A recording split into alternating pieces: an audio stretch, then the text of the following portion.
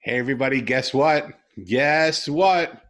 We have an opportunity together to meet somebody new. This has been one of the most beautiful experiments I've done in my life. Originally, I was going to go around the world and sit on street corners in office buildings and cafes and bookstores, in hospitals and shelters and in jails and in corporate offices.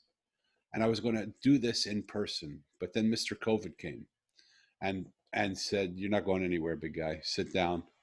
And so I thought, how can I have these conversations? How could I really hear what the people of the world want to say? And I thought, I'm going to try and offer it on social media. And at first I put out that I was going to travel around the world and I'd like to have these conversations. The response I got was crickets. Nobody was interested. It was just like, so who cares? Then I came up with this idea that I want to just have 50 conversations with 50 strangers. And it was like, pow, something about that touched the sensitivities of people. And people thought that's an interesting thing. That would be neat to do. And I got inundated with people having conversations. So as I'm winding down my first 50, I'm probably going to do it again. It's like crazy because I can't even get them out fast enough.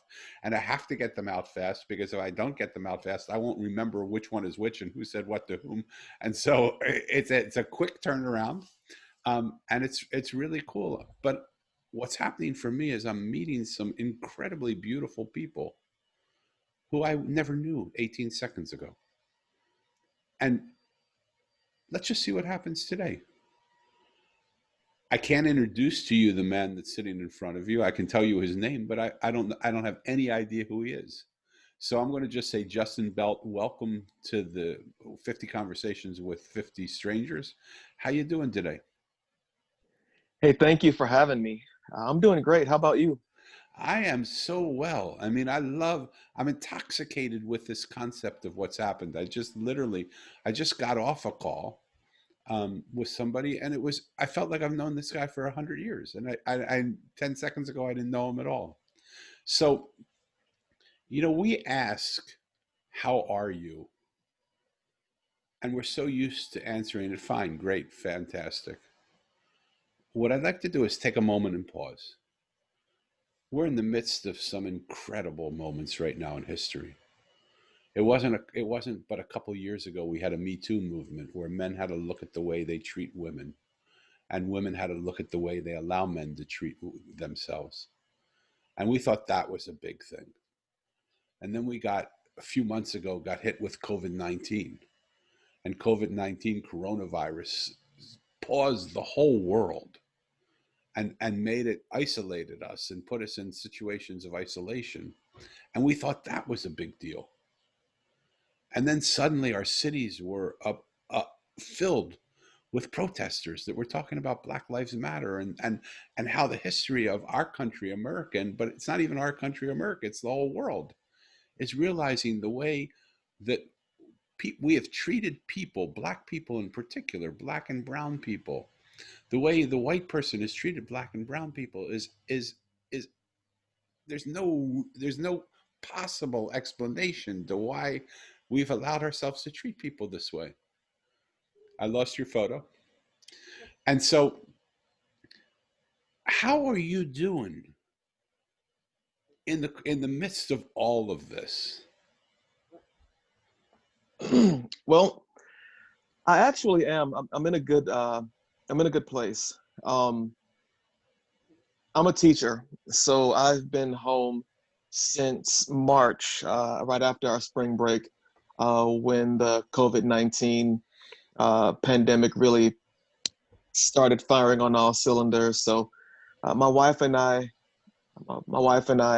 of 17 years, we have 5 kids. Wow. So we've been at home with our 5 kids. My wife is a student in chiropractic school. She's in school to become a doctor of chiropractic care. So it's just been all of us here in the house, loads and loads and loads of family time. Um, I can tell you that over the course of the pandemic, when Ahmaud Arbery and Breonna Taylor and George Floyd, when all of these things happened, it really opened the door for me to have some really critical conversations with some people who are around me.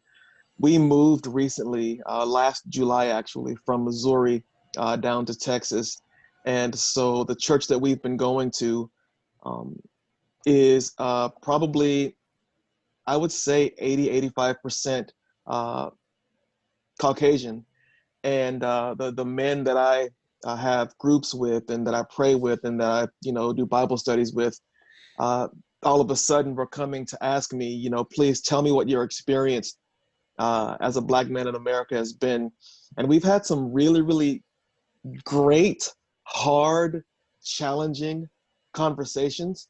And a lot of people that I've talked to have had those same experiences, um, which is why I love the concept of what you're doing, this whole piece of human connection.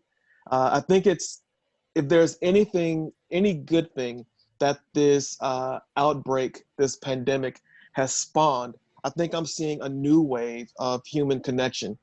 Yes. People are reaching out because they're lonely or because they're hurting or whatever. But whatever that stimuli is that's pushing people outside of themselves, people are connecting on a real and authentic level. And I think that we're all going to be better for it. Yes. And I just want to, like I always in these conversations, want to just make sure that people are listening, that the people who are listening consciously. There's some things that you said within the course of just what you said, which so pleasantly surprised me, that because the stereotypes of a Texas environment and moving from Missouri to Texas and being in an all white church, like I've been in some black churches, and black churches are very different than white churches, and I love the feeling that goes on in a black church, and for a person that's grown up in a black church to walk into a white church, it's like, where, like, what happened? Where's all the feeling? Where's all the stuff going on? But then to have the members of that church be open enough to come up to you and say, what is it? Tell us what it is you feel.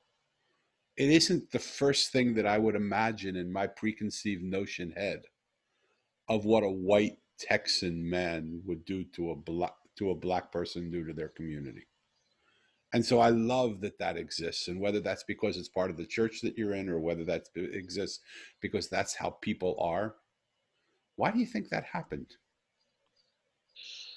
Honestly, I think that it happened because ever since we started going to that church back in November, uh, I mean, we've always been willing to lend our voices to whatever conversation has been going on around us, whether we knew people or not. Um, as I've gotten older, and I'll be 40 on Sunday, but as I've gotten older, I'm really beginning to feel the effect of having a voice that's been cultivated over decades of living. Um, there's wisdom that comes along with that I never really understood and appreciated until especially this last year, being in a completely different spot, not knowing anybody, really trying to reach out for that human connection, and ultimately, finding groups who would accept us, accept me, and love me just like someone that they've known all of their lives.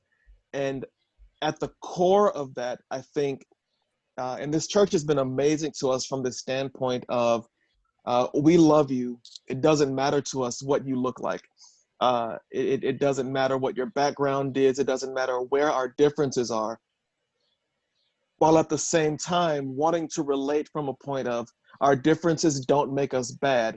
Our differences together make us amazing and make us unstoppable. Um, and I mean, that's everyone from our co-pastors on down, people that I've had conversations with. We talk about our differences in growing up, our differences in experiences. But when it comes to the things that hurt us, the things that set our hearts on fire, our passions, those are uniquely human things. And when we Yes. find ways that we can find that common ground, even despite the differences, then the differences, they don't matter that much in how they separate us. They matter so much in how they bring us together. Justin, you could be a spokesperson for the movement that I'm trying to create, which is the Mosaic. without. And how is it possible that a guy like you and a guy like me haven't met each other before this moment? Because everything you're saying, I don't go to a church. I'm like a Jewish guy who's sort of more Buddhist and all that stuff. But I want to go to the church when I come to Texas, and when I take a trip around. Will you take me to your church with you? Yeah, gladly. I want to go and I want to experience this place, because there's so many things that you're blowing my mind with already, which is that isn't the way that I perceive the church. That isn't the way that I've watched the church operate. And I will you tell people what the name of that church is if somebody's in Texas and they're looking for something like this? Is it outside of Texas? I mean, this is I never thought I would be like in enriching the membership of a church in Texas. But what church is that? Is it something that people know? The name of the church is Preston Trail Community Church. It's in Frisco, Texas. And yeah, the mission of the church is to help people find and follow Jesus. And honestly, the way that that happens is just we accept people. We accept everyone. And I can tell you also, uh, you know, my wife and I, we were raised in church. We've been on pastoral staffs of church. We've served in every area of church. And we've been really blessed to have been a part of some churches that have had that same type of DNA, that Right. same cultural acceptance, that same, um, we don't want you to clean up before you come to our church. Come with your brokenness, come with your pain, come with your suffering. We can love you through that. We can help you grow through that.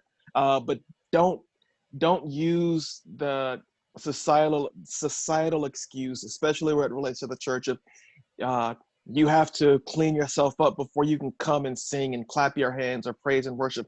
No, that's not the case. That's not the case. Yeah. Um, and I tell people that the church is not the place for healthy people. It's a place for broken people, for suffering people.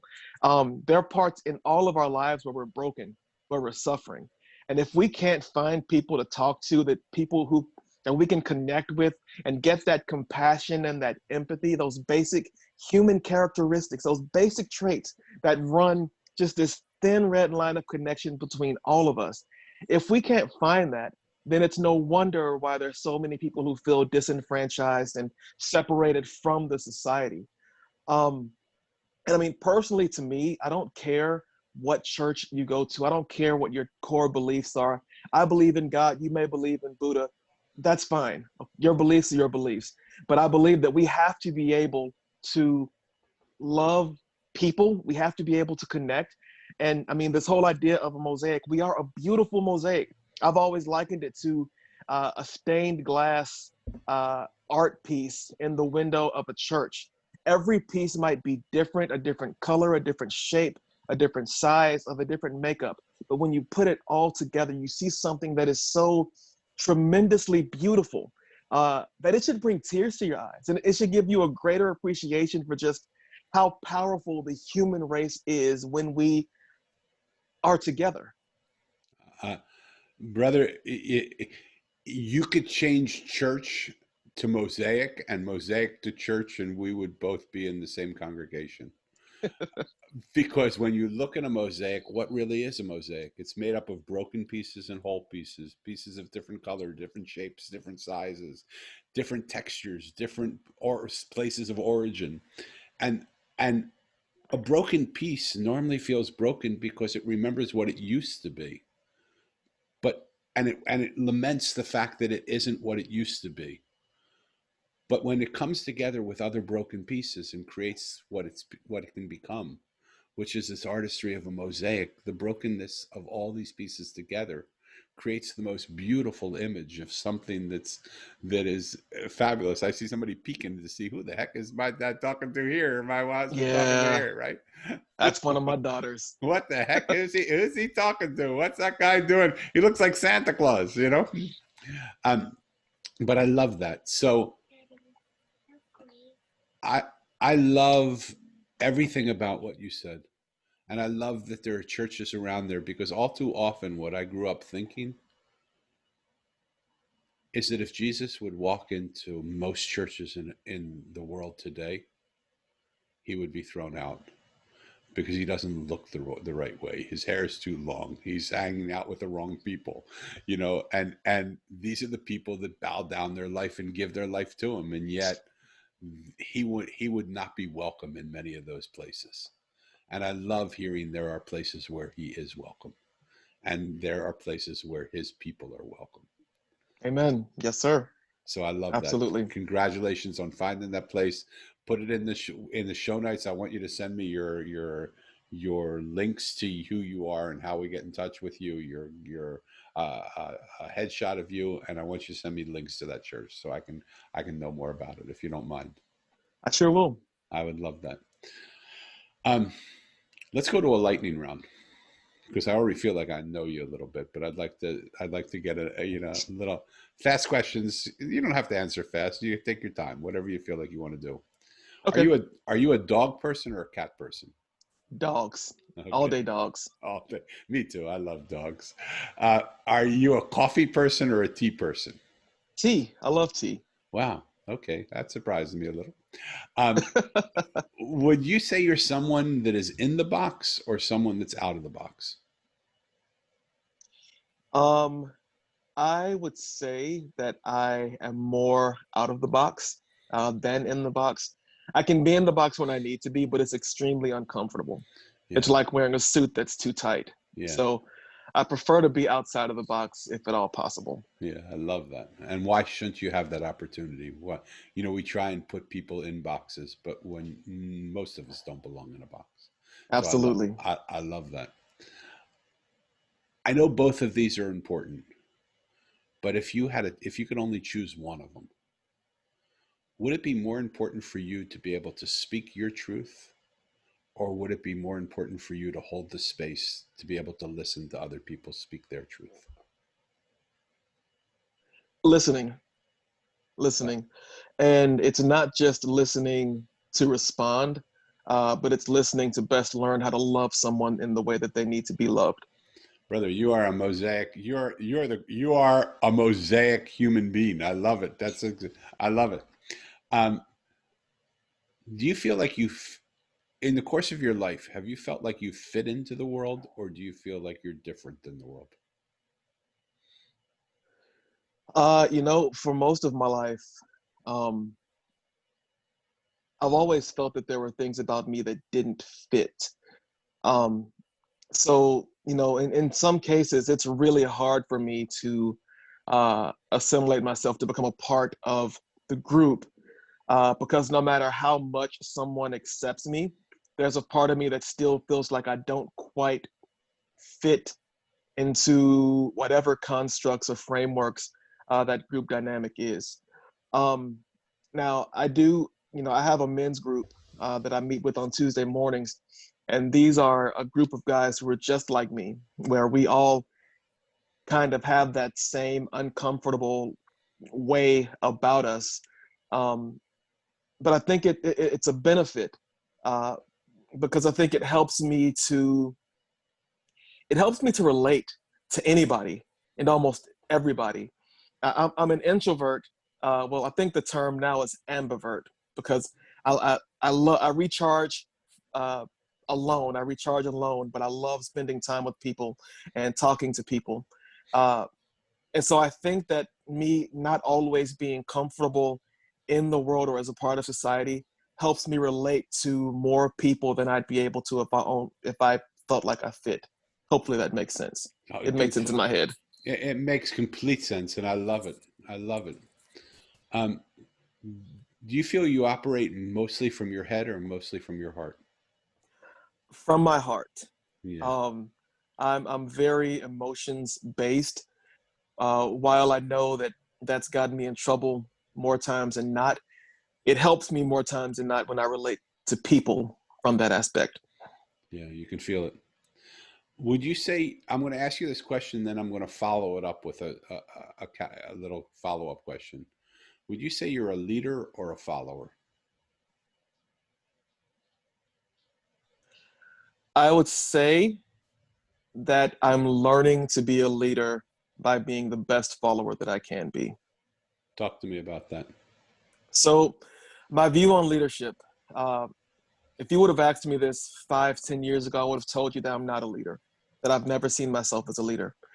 Uh, what I understand now, and a lot of this is informed by my faith, is that Jesus was a leader, but he came to serve. Um, and so my vantage point from that is, if I want to be the best leader that I can be, then I need to be the best servant or the best follower that I can be. So that means, in my school district, that means doing what I can to help my principal do his or her job as well as they can. Because when the light shines favorably upon them, then it shines favorably upon us all. Um, because when I do become a leader, I'm in school to become uh, a school administrator at some point. So that when I do become that leader, I want to be that person that is not separate from the people that I'm supposed to be serving. Um, and I mean, at its essence, in my brain anyway, leadership is service.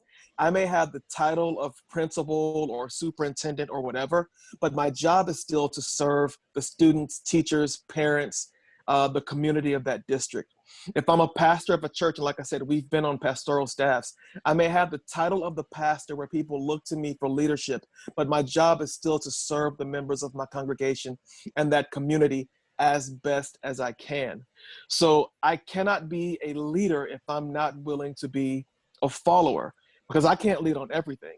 I have to be Right. able to trust someone else to lead, and I follow and support them in the best way that I can.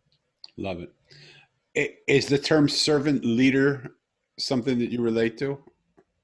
It is one of the goals of my life every day that I wake up. Yeah, that feels like it. And what a beautiful way to live life.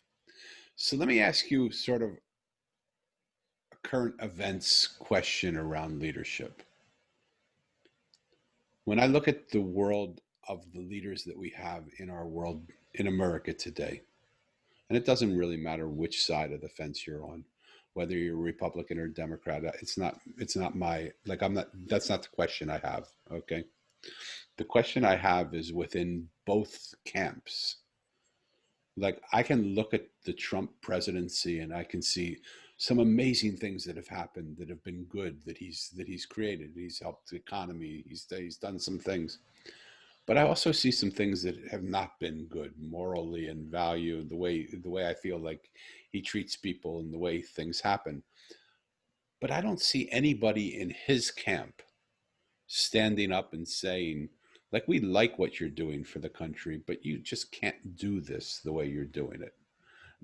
And so their leadership is almost so much as a follower that they've lost the ability to actually lead because they don't have the courage to stand up.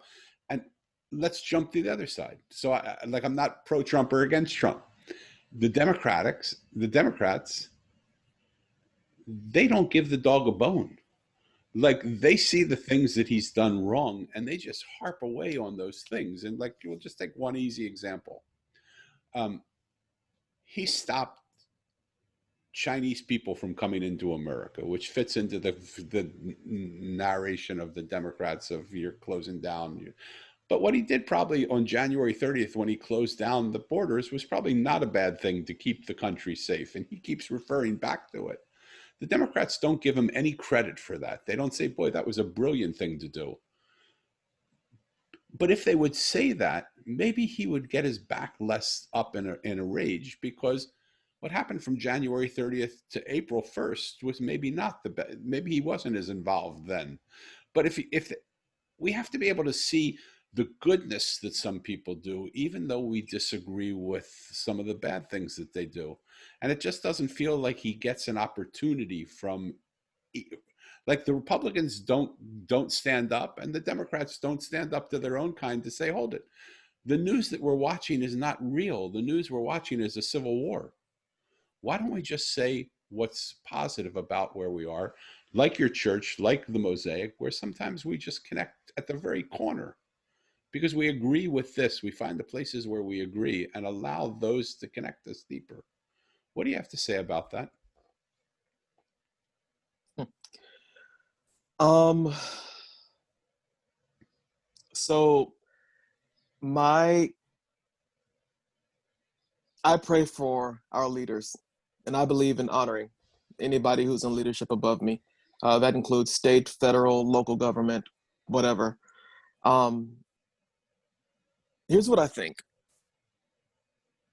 I think that I think that I want you, sometimes you're when it free to say it. I want you, like every other answer has come off like, easy. I want you to have the platform here to be able to say what you think, because I believe the way you think and the way you see the world is important. And this isn't an argument. This is a platform for you to be able to say from your heart and your soul what you believe. so I think that when a person presents themselves in any certain fashion. So I think in some cases, our president, with his tweets and some of the other things that he's done, they have received so much press. Some of the things that he's said have been uh, so aggressive. Um, at least I've interpreted them as such. Uh, that I think it's been easy for people to grab on to those things. Like, I wonder what his president or what the commentary on his presidency would look like if he had never opened a Twitter account.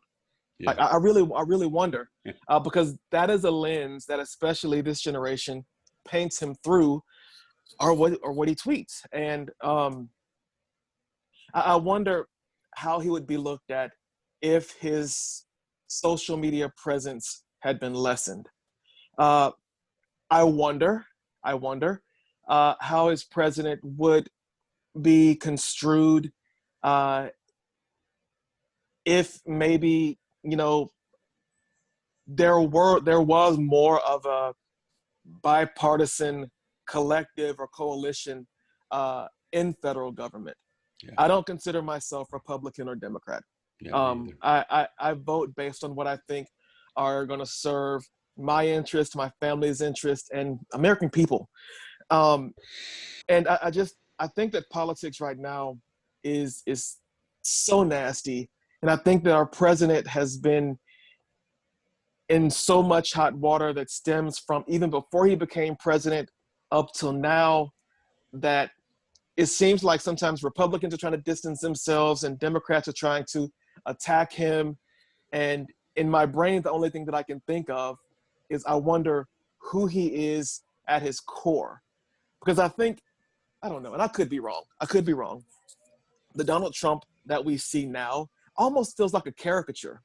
Mhm. It's like someone drew a picture and breathed life into it, and that's what we get to interact with. Um, all I know, all I know is that I always pray that he does what's best for the people of our country, and not just for certain people, but for every Every person, for person, every right? person. Um, that was one of the things with President Obama. In the Black community, there was this loud outcry because Black people didn't believe that he did enough for our people. But as the president, his job is not to show favoritism to any particular group. The job is to care for every person. Um, in the Bible, Jesus says, care for the least of these. So if I'm the president, I'm looking for the people who've been marginalized the most, who are the biggest outcast. How can I love them enough and legislate to bring them into the collective? Because without them, we're not whole anyway. Totally. So, and it's an impossible job. It is an impossible job. People are always going to love you. People are always going to hate you. Um, so you have to be, I guess, authentic to who you really are, and where your heart and your logic are leading you. Uh, but I will say that this has been an interesting 4 years. I'm interested to see kind of how this election in November, how it pans out, um, just to see where the roller coaster takes us next. I understand. I think it's always been a really hard job. I think lately it's become an almost impossible job. And I think it started with, in my mind, it started with opposition to Obama. Um, and Obama, maybe because he was black, maybe because we have underminings of racism in us, and that he. I mean, I remember when he got elected, the Republican head of the Republican Senate said, he's never going to get a bill past my desk. I mean, that was before he even opened his mouth, right? And so there's been this hatred that has been building, and then that brought us Donald Trump. Can I share with you a story? Sure.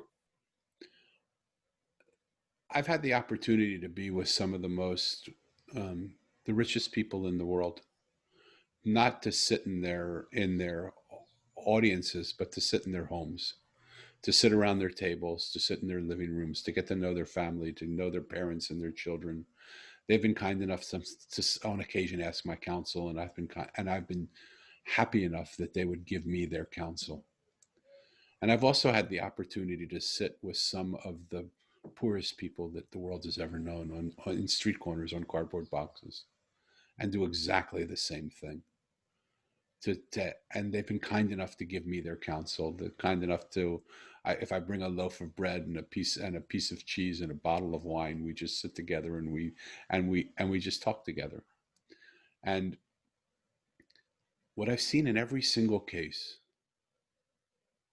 no matter how much money they had or how little money they had, no matter what political party they were a part of or not a part of, no matter what religion they were a part of or not a part of, no matter what border they left behind or what color their skin, every single one of them wanted to be loved and accepted, listened to and heard, validated and acknowledged. They just wanted to know that I heard them. Not one time in 65 years of being alive did anybody ever say to me, Danny, you have to agree with me. I have the beautiful, of all the people that I've learned from, the person that I've learned from the most is my daughter. And it surprises me because I would never have thought that I would say that, because I've learned from some amazing people. I have a 30-year-old developmentally delayed daughter, and she's taught me something that has been the cornerstone of my belief system. She doesn't have the ability to talk like you and I are speaking now. When she speaks, people don't understand what she's saying. And because she and I are so close, she counts on me to understand her. And most of the time I do, to be honest. We're not talking about philosophy or religion, or we're talking about just basic human needs. But most of the time I get a sense of what she needs, what she wants, what she needs to make her happy. But sometimes I don't. Sometimes I just can't understand her. And when I can't understand her, what she'll do is she'll try and say it louder. But it normally isn't the volume is the reason why it's not that I'm not hearing her. It's just that I don't understand the clarity of her speech. Mm-hmm. And so when she raises her voice and she doesn't get heard, then she'll throw a tantrum because she's just so frustrated that she wants to be heard and she's not getting heard, and she'll throw a tantrum. And when she throws a tantrum and that still doesn't get her heard, what she'll end up doing is she'll run and try and rip my shirt or attack me or bite me or do something. And and I used to think I was a pretty smart guy. But this went on for about 15 years, on and off. But sometimes it would happen three, four, 10 times a day. Until one time in the midst of her rage, I just said, Elisa, I love you so much. You know how much I love you. You know, the only thing that's important to me is that I understand you. You have to find another way. I just don't understand your words. Can you communicate to me without words somehow? And from the midst of her rage, she got this big smile that just melts your heart, melted my heart. And she said in perfect English, I am daddy. And I said, what the heck are you talking about? What do you mean you are daddy? How are you doing that? And she took her finger and she put it to the side of her head. And what I understood from that is because she couldn't speak, her ability to communicate telepathically had been enhanced. that she was literally putting thoughts into my head because her mouth wasn't working to say the thoughts that she wanted to say. And I had felt that over the course of time, but I didn't trust it because I didn't even know if she was capable of thinking the thoughts that I was hearing. And I said to her, "You little son of a gun, have you been putting thoughts in my head?" And she just started to laugh. This laugh that was just with all the stress, with all the pain of trying to communicate, and now realizing that she had been heard. And I said to her, we just started laughing, contagious laughter that went on for about 5 to 10 minutes. And she would stop and I would just laugh and she would get caught up in my laugh and we would just continue. And same thing happened. I would stop, she would laugh, and we just couldn't stop laughing. It felt like forever. The story would be phenomenal even if it ended there. But what I realized is that every single person that I meet, every single person that I work with, every government agency I work with, every CEO of a company that I work with, every political party, every family that I encounter, every shelter that I work with, every institution that I work with operates in exactly the same manner. When people speak and they don't get heard, they scream, they yell. When people yell and they don't get heard, they create havoc, they create chaos, they try and disrupt the situation, they try and make what's going not go so that they can change, they can stop, so that people take pause. When they tantrum and they don't get heard, they attack, they blow up a building, they attack people, they start to create mass movements. And the answer, the antidote to that, is just so simple. If we would just listen and hear what people are saying, they would never need to yell. They would never need to tantrum. They would never need to destroy. That's why your church interests me so much. But what do you think would happen? First of all, do you believe that? Do you hear her, the message of my daughter Elisa, this 29-year-old developmentally delayed kid? Do you agree with that? Do you see that same thing happening in the world that you live in? Uh, yes, yeah. Um, it goes back to, whether I'd want to speak or be able to listen. Yeah, Listening is infinitely more powerful than speaking. I love it. It is. Um, you know, in thinking about the riots, uh, that just, I mean, they broke my heart to see. But I always tell people that they stemmed from people not being willing to listen to the pain that people have wanted to express for years, for decades. Um, and you know, you're right. You're right. With my own kids, when they don't feel listened to, behaviors escalate. With my students, when they don't feel listened to, like really, really listened to, then the behaviors escalate. Uh, and that's why, I'm slow to speak. I always want to hear. I want to hear again and again and again until I understand the heart of what's being said. Um, I think that is a part of a lesson, a greater lesson that we're learning as a society right now. Um, I think there are more lessons that we have to undergo before we truly, before we truly quit being hard-headed and to really open our ears and our hearts to one another. But I think that we're in a spot where we're really heading toward that way. And I try to do my part on a daily basis, just to listen. Because like you said, with your daughter, she wants to be listened. She wants to be understand. She wants to be understood. And that, I mean, that's a basic human need. People want to be listened to. They want to be valued for who they are. Yes. Um, there's so much value in humanity. Gosh, I could talk about that all day. People, there's just so much value there. And when we learn to listen to one another from a place of accessing that value and trying to amplify that value, I think that we will be so much better as a nation, as a world. Yeah. And so, fitting in the pieces of our conversation, I want to just put in the piece of Donald Trump into that equation of my daughter. because I see the same. I see my daughter's activity the same as I see the way Trump is acting right now. When he speaks and he doesn't get heard, he yells. When he doesn't get credit for what he believes, he throws tantrums and he starts to divert attention. When he diverts attention and he doesn't get heard, he goes on attack, and he's a master of it. It just isn't the way that brings across real change. What really brings cross change is when we retrofit that back in all aspects, whether you're Democrat or Republican. The Democrats do the same thing. I don't mean to point out one person, right? But when I really want to start a revolution of listening, because we were given 2 ears and 1 mouth for a reason. It's right on our face every time we look in the mirror. What's more important, right? So, as we close up a little bit, do you feel like the world is trying to say something to us with all the things that are going on? 3 things: listen, learn, and love. Fabulous.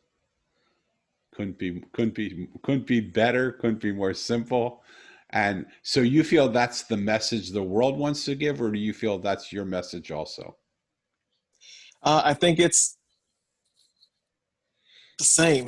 I think that is, when I read the Bible, that's what I hear. That's what I pull. When I think about, the message that I want to get across, or the character that I want to display for that day, it's the same thing.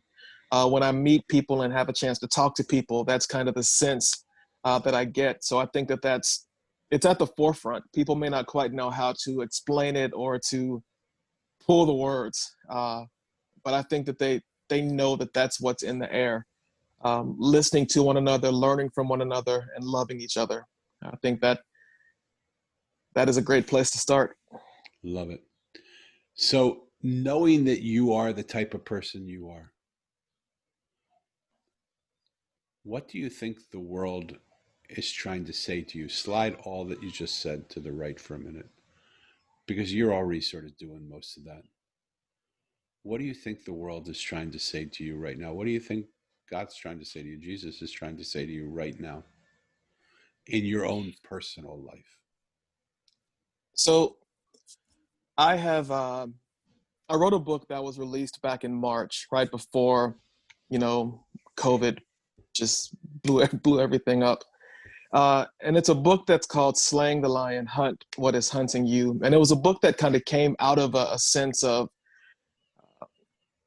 we all have things that we're running from. And I took a story that was in the Bible about a man by the name of Benaiah, who jumped down into a pit to kill a lion.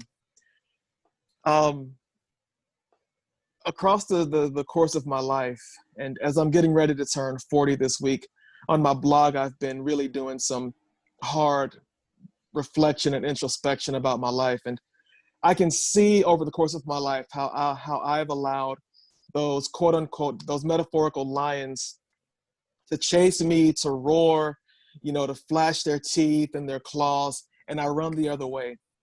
Things that I've been afraid to fail at, things that I've been afraid to attempt, things in myself that I've been afraid to confront that might make me a better person. And the point of the book that I wrote was that I really felt God speaking to my heart, saying, son, it's time for you to stop running. I've given you a spirit that's stronger than that. You don't have to run. I've given you the strength to turn around and slay those lions, to fix those things that you want to fix in your life. So I think that's really where I am.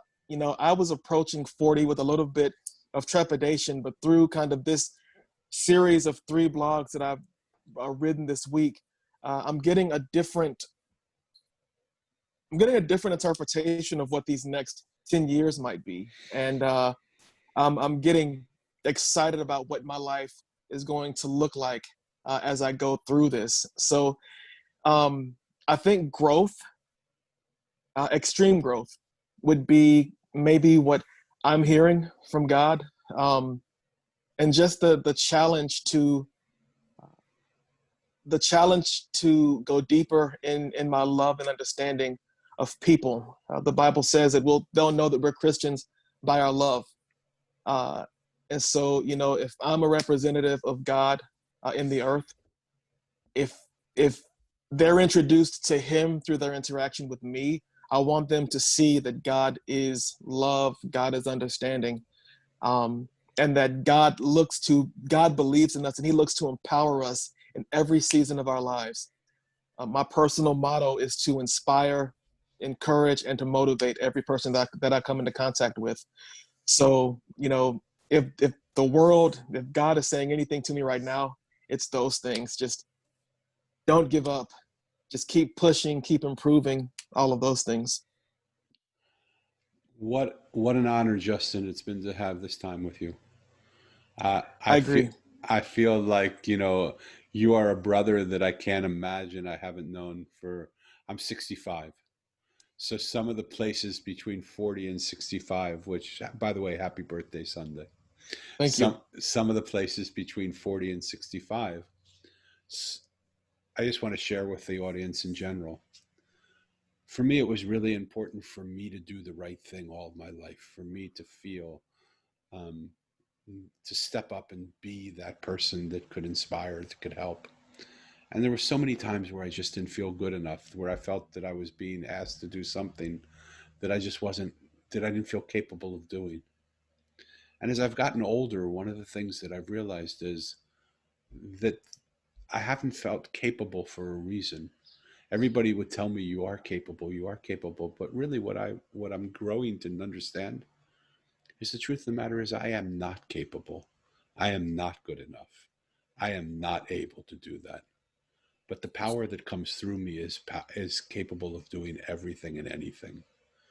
And really, more and more, what's become important to me is that I, like John the Baptist said, I die daily so that this force can come through me and that something else can live in me that it's his power, it's her power, it's the power of the universe, of the universal God that has no names and no religions and no belief systems other than just the belief system of love and care. And when that comes through and people are touched by that, doesn't matter if I'm good enough or not, doesn't matter if I'm a pure vessel or a broken vessel. In my brokenness, it will leak through the holes of my brokenness to come into the world still.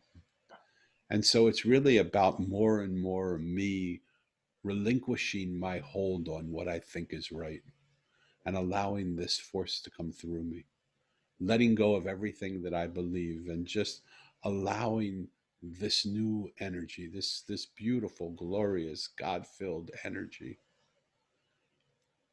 to decide how I move in the world, what I can do. Every time I feel I'm not good enough, it salutes me and says, "You're right, brother.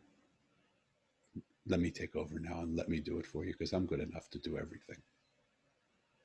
And that isn't an egoic person. That's the king of the universe who can do anything. He can raise people from the dead. He can heal the sick. He can change. Amen. He can change in a moment the things that we think are unchangeable.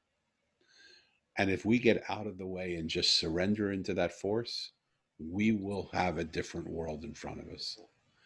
Please be kind enough to send me links to your book, to your website, to your blog, to your social media, to your website, to your church, to all the things that you're doing. Please also send me a headshot of you because I want to get this out to people as soon as possible.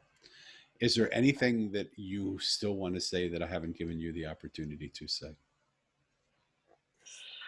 The only thing that's left to say is thank you for this conversation. I didn't know what to expect, but it's been really really cool. I wish, uh, hopefully, more people will be inspired to do something like this because it's just cool. It's really really cool. Yeah, I love it. And what I always leave the conversation with is if an old fat guy can sit here in California and do this, you can too. So what would happen if we just, each of us decided today, tomorrow, the next day, we're just going to have a conversation with someone we don't know, or we're going to have a conversation with someone we think we know and just listen to them. What would happen if we just opened up and listened to the world around us? I want to thank you from the bottom of my heart for being the man that you are, for showing up vulnerable and honest and real to an imperfect stranger like myself, and just being here with your full presence. I hope people will get in touch with you. I hope people will join your church. I hope people will do whatever your movement is that you're wanting to create. I hope people will buy your book. There are more Justins needed in the world today. Thank you for doing the work you do. Thank you. Okay. There's stranger things that happen than strangers coming together and sitting together and coming in as strangers and leaving as friends. Stranger things can happen. What would happen if you reached out to somebody who was a stranger? Who knows? You might just become friends. For those of you who are listening, Justin, to you for all the time that you've given, for the beauty of your heart and soul and your spirit, for the beauty of the voice you give to the voice that gives you voice. Thank you so much for showing up in this world. For those of you who are listening, thank you for spending your time with us and taking time to listen to these crazy conversations of 50 conversations with 50 strangers. Share this with your friends. Even more than that, start to share doing the same thing with others. Until later, don't be too strange, okay? Don't be strangers. Get to know each other. Ciao.